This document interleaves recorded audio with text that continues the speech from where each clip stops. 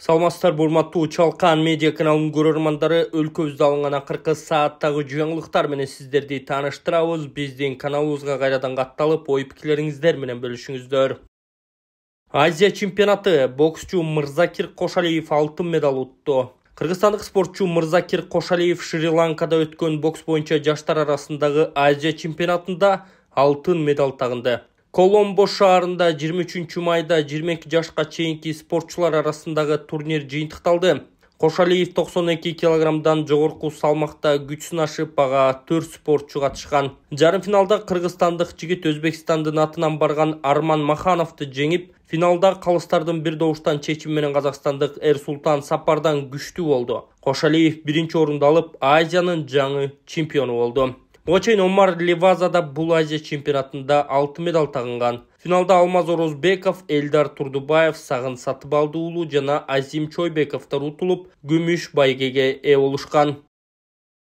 Урматтуу Москвадагы мекендештер, Кыргызстанга жүк салууну каалап, бирок кимден жиберүүнү ойлонуп жаткан болсоңуз, биз сиздерге ишенимдүү ишкерди сунуштайбыз. Бул ишкердин аты жөнү Зайырбек Маматкаримов. 12 жылдан бери иш алып барган командасы сиздин аманатка кыянатты кылышпайт.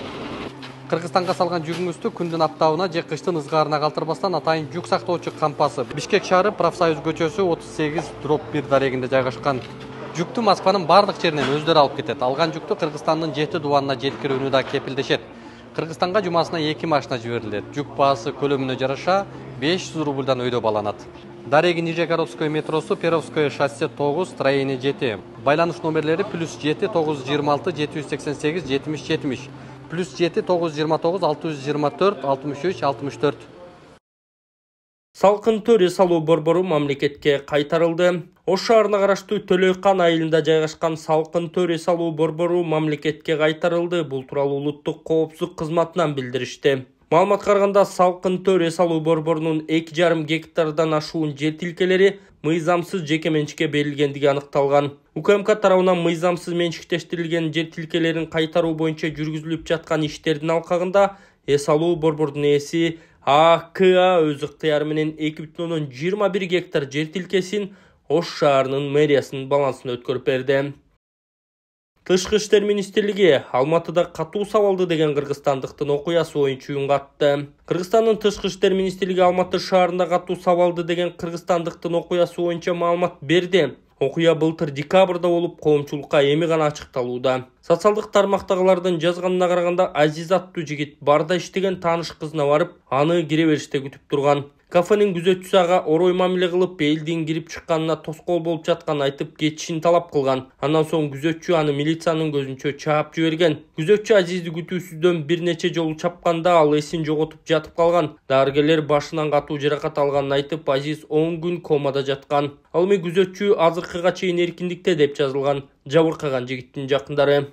Тышкы иштер министрлиги Кыргызстандын Алматыдагы башкы консулдугу Азизге юридикалык жардам көрсөтүп, милиция, дарыгерлер менен байланышып, бул ишке диаспорада тартылганын белгиледи. Казакстандын укук коргоо кызматкерлери кылмыш ишин козгоп, материалдар сотко өткөрүлдү. Биринчи жыйын 30 майда өтүп, ага Кыргызстандын башкы консулдугунун өкүлдөрү катышмакчы деп жазылат маалыматта. Эки өлкөнүн социалдык тармак колдонуучулары тең мекеменин күзөтчүсү эркиндикте жүргөнүнө нааразы экенин жазышууда. Ошондой эле окуя кайдыгер карап койгон милиция кызматкерлерин жоопкерчиликке тартууну талап кылышууда. Ысык Көл облусунун Ак Суу жана Түп райондорундагы жардамга муктаж 200 үй бүлө саануулуу болушту. Мындай колдоо Кумтөр ишканасы тарабынан көрсөтүлдү. Негизги максат айыл тургундарынын жашоо шарттарын жакшыртуу жана өз алдынча киреше табуусуна мүмкүнчүлүк түзүү. Бул долбоор ушуну менен токтоп калбайт, себеп ушул анализдеп келип, мына Тоң району же Төгүз району бүгүн болсо Ак Суу менен Түп районуна ушул проекттерди биз өндүрүп атабыз, иштетип атабыз. Буюрса ушуну анализдеп, үмүтүбүз бар. Буюрса муну дагы улантып, эмдиги жылы Ысык Көл районуна коштоп дагы ушундай малдарды алып, Ысык Көл районуна колунда жокторго жардам бергенге биз даярбыз.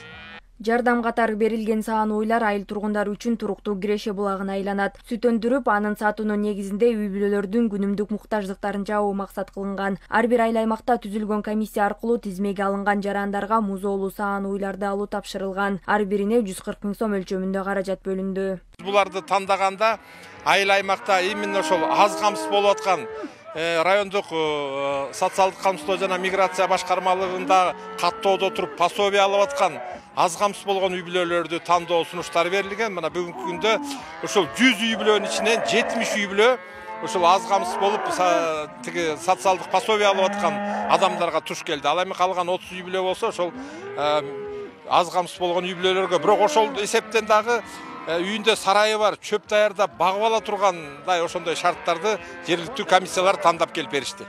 Жергиликтүүлөр мындай кайрымдуулук үй бүлө үчүн чоң колдоо болуп жатканын белгилешти.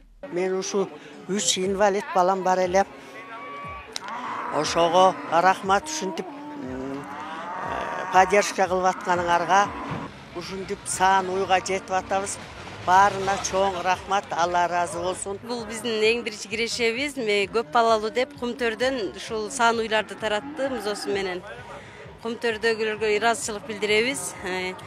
Кудайым буйурса, саап ичип ушул уйдун артынан майлуу сүтү болуп, биз дагы кирешелер кирип турушун каалайбыз. Бул кайрымдуулук акциясы Кумтөр ишканасы тарабынан акыркы 2 жылдан бери туруктуу негизде өткөрүлүп келет. Буга чейин Тоң жана Жети Өгүз райондорунда дагы 200 үй бүлө саан уй менен камсыз болгон.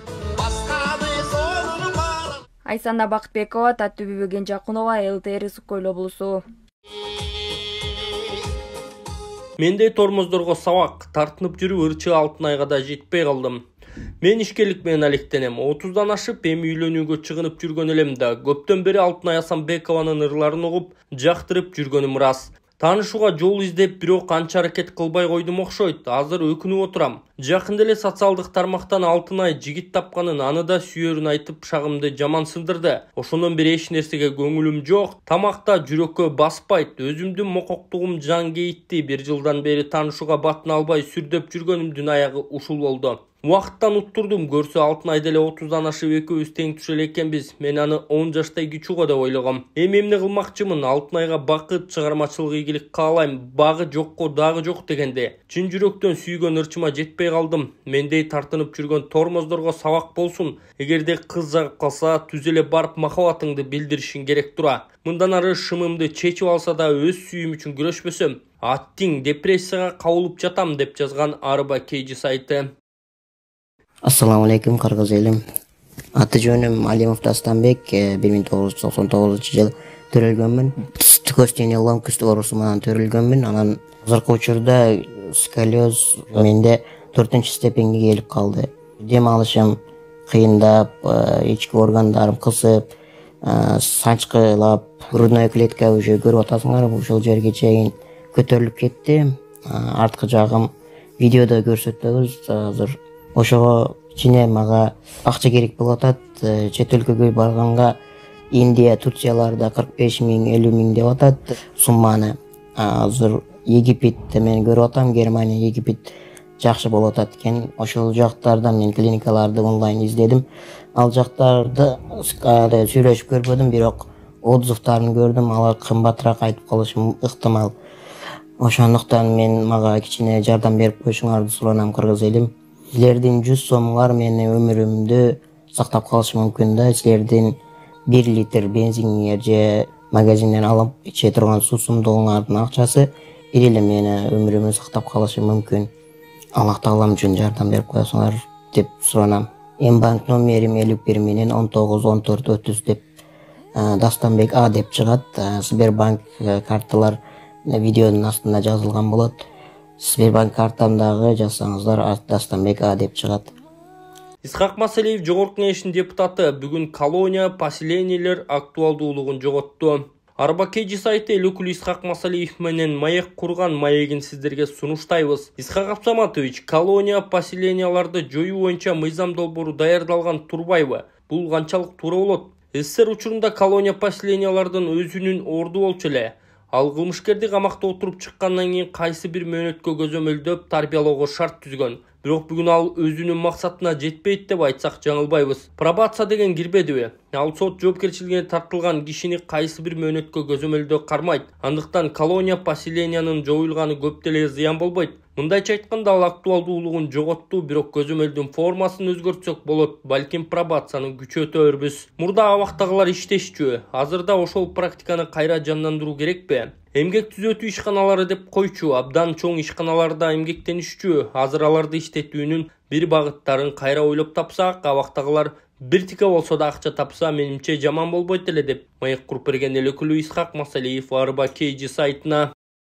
Акталаада аткамнер кармалды. Нарын облусунун Актала райондук финансы башкармалыгынын жетекчиси кармалды. Бул тууралуу улуттук коопсуздук кызматынын басма сөз кызматы билдирди. Маалыматка караганда, УКМК тарабынан жүргүзүлгөн ыкчам тергөө иш-чараларынын алкагында кызматтык унааны жеке менчикке мыйзамсыз берүү фактысы боюнча Актала райондук каржы башкармалыгынын башчысы кармалып, Ат Башы райондук ички иштер баш башкармалыгынын убактылуу кармоочу жайына киргизилди. Тактап айтканда, КБК кызмат абалын кыянаттык менен пайдаланып, кийинчерээк өзүнүн атына каттоо максатында Актала райондук финансы башкармалыгынын СБ аттуу күзөтчүсүнө эсептен чыгарыла турган Honda CR-V 2004-жылы кызматтык автоунаасын менчиктештирүүгө укук берүү жөнүндө Актала райондук финансы бөлүмүнүн профсоюзунун чечимине жалган протоколдун тариздөөүнү демилгелегени аныкталды. Андан соң аталган аткамнер баа берүүчү компания менен алдын ала сүйлөшүп алып, аталган унааны 150 000 сомго арзандатылган баада баалап, ошондой эле аталган мүлккө менчик укугун каттоо органдарына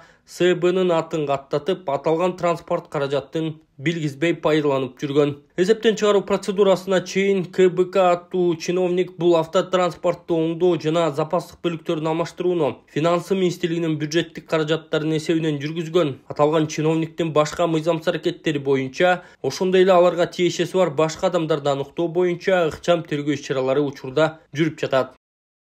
Бишкекте майып кызды зордуктоого шектүү кармалды. Бишкекте биринчи топтогу майып кызды зордуктоого шектүү кармалды. Бул тууралуу Ленин райондук ички иштер баш башкармалыгынан билдиришти. Милицияга 21 жаштагы жабырлануучунун апасы арыз жазган. Анда айтылгандай, 21 май түнү жаңы конуштардын биринде кызды чала таанышы унаага алдап отургузуп зордуктаган. Иш козголуп, шектүү катары 21 жаштагы КД аттуу жаран кармалып, тиешелүү экспертизалар дайындалды. Айрым оорукана жетекчилерине жеке клиникада иштөөгө уруксат берүү сунушталды. Эл өкүлү Бактыбек Чойбеков аймактардагы ооруканалардын жетекчилерине жеке клиникаларда иштөөгө уруксат берүүнү сунуштады. Буга чейин мамлекеттик ооруканалардын жетекчилерине жана бөлүм башчыларга жеке клиникаларда бир убакта иштөөгө тыюу салынган. Кийин Жогорку Кеңештин депутаты Кундузбек Сулайманов бул чечим шашылыш болгонун, анткени аймактарда дарыгерлер кетип жатканын айткан. Чойбеков мына ошол жетекчи дарыгерлер менен бөлүм башчыларына салынган тыюуну Бишкек менен Ош шаарларында калтырып, аймактардагыларга жеке клиникаларда иштөөгө уруксат берүүнү демилгеледи. Коомдук талкууга коюлган мыйзам долбоорунун негиздемесинде мындай тыюу аймактардагы кадр жетишсиздигине жана айрым бөлүмдөрдүн жабылышына алып келгендиги айтылды. Мамлекеттик сатып алуудагы келишимдер банктык коштоо аркылуу көзөмөлдөнөт. Тиешелүү токтомго Министрлер кабинетинин башчысы Адылбек Касмалиев кол койгон. Бул үчүн тиешелүү банктардын тизмеси түзүлүп, төлөмдөр келишимдеги иштердин аткарылышына жараша жүргүзүлөт. Бул ыкма мамлекеттик менен подрядчынын ортосундагы жоопкерчиликти арттырып, ишти сапаттуу аткарууну шарттайт. Ошондой эле Финансы министрлигине банктар менен бирге 2026 жылга чейин адистештирилген банктык продуктуларды иштеп чыгуу тапшырылган. Келечекте бул ыкманы мамлекеттик үлүшү 50%дан ашкан ишканаларга да колдонуу мерчемделип жатканы кошумчаланды. Дарыгерлер Б гепатитине каршы эмдөөдөн өтүүгө чакырат. 2022 жылдан бери Кыргызстанда 250 000ден ашык чоң кишилер Б гепатитине каршы вакцинанын биринчи дозасын алышкан. Бул тууралуу Республикалык ден соолукту чыңдоо борборунан маалымдашты. Бирок статистика көрсөткөндөй 37 000ден ашык адам экинчи дозасын алып, 46 000ден ашык адам үчүнчү дозасын албай калган. Адистер бул көрүнүштү кооптуу деп эсептеп, жарандарды эмдөө курсун толук бүтүрүүгө чакырууда. Б гепатитине каршы вакцинация 3 этапта жүргүзүлөт жана боор циррозу менен рак сыяктуу оорулардан коргоого багытталган. Экинчи доза биринчи дозадан кийин 1 айдан эрте эмес берилет. Үчүнчү доза экинчиден кеминде 5 ай өткөн соң жасалат. Борбордон билдиришкендей, дозалардын ортосундагы убакыт бузулса да курсту кайра баштоонун кажети жок. Вакцинация жарандардын жашаган жери боюнча үй-бүлөлүк дарыгерлер борборлорунда акысыз жүргүзүлөт. Республикалык ден соолукту чыңдоо борбору жарандарды өз саламаттыгына жоопкерчилик менен мамиле кылууга жана эмдөөнү аягына чыгарууга чакырат. Былтыр 1 миллиондон ашык адам микрокредит алган, кредиттин жалпы суммасы 65 миллиард сом түзгөн. 2024 жылы микрокредиттик уюмдардан жалпы 1 миллион 114 миң адам 65 миллиард 190 миллион сомго кредит алган. Бул тууралуу Улуттук статистика комитетинин маалыматында айтылды. Өткөн жылга салыштырмалуу микрокредит алган жарандардын саны 1,5 эсе көбөйгөн, ал эми берилген микрокредиттердин көлөмү 28%га же 14 миллиард 415 миллион сомго өскөн. Микрокредиттердин негизги бөлүгү 1 жылдан 3 жылга чейинки мөөнөткө 26 миллиард 473 миллион сом, жалпы көлөмдүн 46%, ал эми 6 айдан 12 айга чейинки мөөнөткө 22 миллиард 44 миллион сом, 33,8%га берилген. 2024 жылы микрокредит алгандардын басымдуу бөлүгү аялдар, алардын үлүшү 56%, 626 миң адамды түзгөн. Берилген микрокредиттердин ичинен 53% керектөө муктаждыктарына, 19% айыл чарбасынын өнүктүрүүгө, 11% соода жана коомдук тамак аш тармагына, 4,7% курулушка жумшалган.